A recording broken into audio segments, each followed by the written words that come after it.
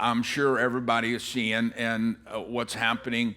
Assad has been thrown out of Syria.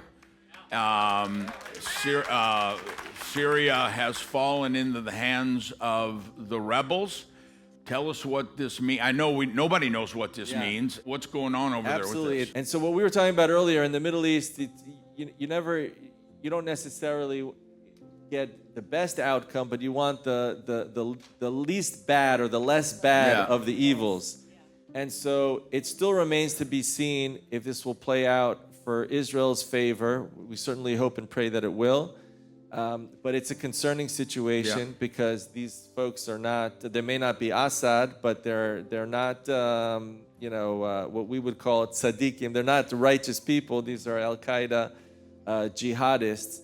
And so, but it will and it can create an opportunity. There is an opportunity now, the fact that Israel's been able to take out many of Iran's proxies and with Iran. And the big things, like you said, Pastor Larry, January 20th, there's going to be a new sheriff in town. That's right.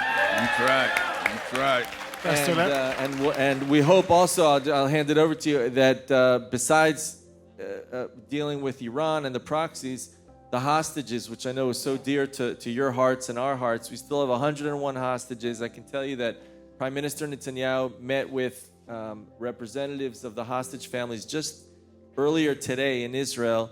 And the report from that meeting is that the message that he told them is that the time is right now for a deal with, or you call it a deal with Hamas, it's a deal with the devil, but for some kind of an arrangement, agreement to get those hostages back home. And we need together to pray to bring those hostages home. And I think that President Trump will help make that happen. I think it's really good. I just want to add something short into it. You know, trying to understand everything that's happening in the Middle East, it's so complicated. Even us who live in the region find it very hard to understand. But the best way to understand it, and this is really, I believe in it, and this is how I see it, everything that's happening right now to Israel, you just need to go to Genesis 12:3, and it's happening.